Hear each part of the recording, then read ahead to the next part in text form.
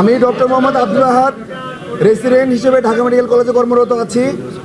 আমাদের যে ডক্টরদের কর্মবিরতিতে আমরা গিয়েছিলাম এবং আমাদের এখানে উপদেষ্টা মহোদয় এসেছিলেন এবং তার সাথে আমরা আজ 1 সেপ্টেম্বর ঢাকা মেডিকেল কলেজ হাসপাতালে স্বাস্থ্য উপদেষ্টার সাথে মিটিংয়ে যখন সারা দেশে জরুরি সেবা চালুর জন্য নিরাপত্তা চাওয়া হয় তখন তিনি শুধুমাত্র বিভাগীয় হাসপাতালগুলোতে নিরাপত্তা দেওয়ার মতো জনবল আছে বলে জানান।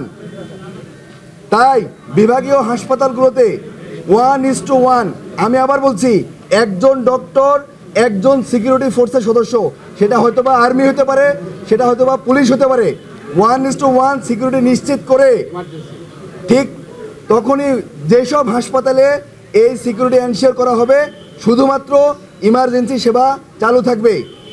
কোনো ধরনের রুটিন সেবা, আউটডোর সেবা চালু থাকবে না, শুধুমাত্র ইমার্জেন্সি অপারেশন হবে 1:1। যে কয়জন ডক্টর কর্তব্যরত থাকবেন ঠিক সেই কয়জন সিকিউরিটি ফোর্সের সদস্য যদি থাকে, যেই সব হাসপাতালগুলোতে, যেই সব মেডিকেল কলেজগুলোতে এই পরিমাণ জনশক্তি আমাদেরকে সিকিউরিটি দিতে পারবে, এই শর্তে আমরা ইমার্জেন্সি সেবা চালু করব। যতক্ষণ পর্যন্ত না এই সিকিউরিটি এনশিওর করা হবে ততক্ষণ পর্যন্ত আমরা ইমার্জেন্সি সেবা চালু করব না। যদি এখনই এনশিওর করা হয় আমরা এখন থেকেই ইমার্জেন্সি সেবায় ফিরে যাব এবং এটা শুধুমাত্র আগামী 24 ঘন্টার জন্য। আগামী 24 ঘন্টার মধ্যে যদি অপরাধীকে গ্রেপ্তার করে আইনের আওতায় এনে জনসম্মুখে ভিজিবল না করা হয় তাহলে আগামীকাল রাত 8টার পরে আবার এই শাটডাউন কর্মসূচি চলবে।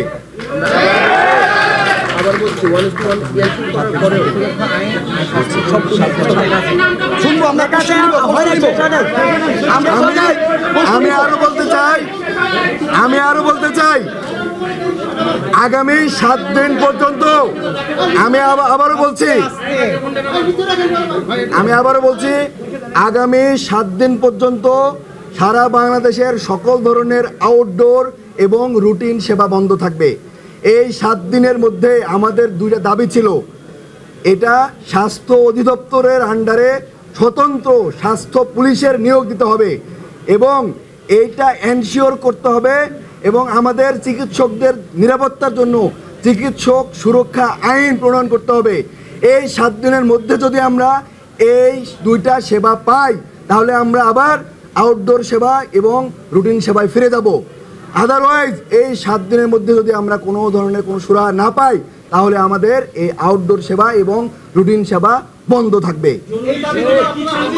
শুধুমাত্র আগামী, আমি আবার বলছি, আপনাদের কোয়েশ্চেন না হবে প্লিজ, আমি শেষ করি। আগামী 24 ঘন্টা পর্যন্ত ইমার্জেন্সি সেবা চালু থাকবে শর্ত সাপেক্ষে। শর্তটা কি? যেই হাসপাতালগুলোতে, যেই মেডিকেল কলেজগুলোতে ডক্টর যে কয়জন থাকবে ঠিক সেই কয়জনই পুলিশ অথবা আর্মি অথবা বিজিবি যদি তাদের উপস্থিত থেকে সিকিউরিটি এনশিওর করতে পারে, সিকিউরিটি এনশিওর করার পরে আমরা আমাদের ইমার্জেন্সি সেবা চালু করব। সেটা যদি এখন থেকে করতে পারে আমরা এখনই করব, সেটা যদি ওনারা ডিলে করে সেটার দায়ভার ওনাদের উপরে বর্তাবে। ইমার্জেন্সি সেবা আমরা চালু করবো শর্ত সাপেক্ষে, নিরাপত্তা সাপেক্ষে। যদি ওনারা, আপনার সাথে আমরা যখন কথা বলছি 5 মিনিটের মধ্যে যদি ওনারা ইমার্জেন্সি আমাদের নিরাপত্তা নিশ্চিত করতে পারে আমরা ইমার্জেন্সি সেবা চালু করব। ওনারা যদি ডিলে করে এর দায়ভার ওনাদের উপরে বর্তাবে।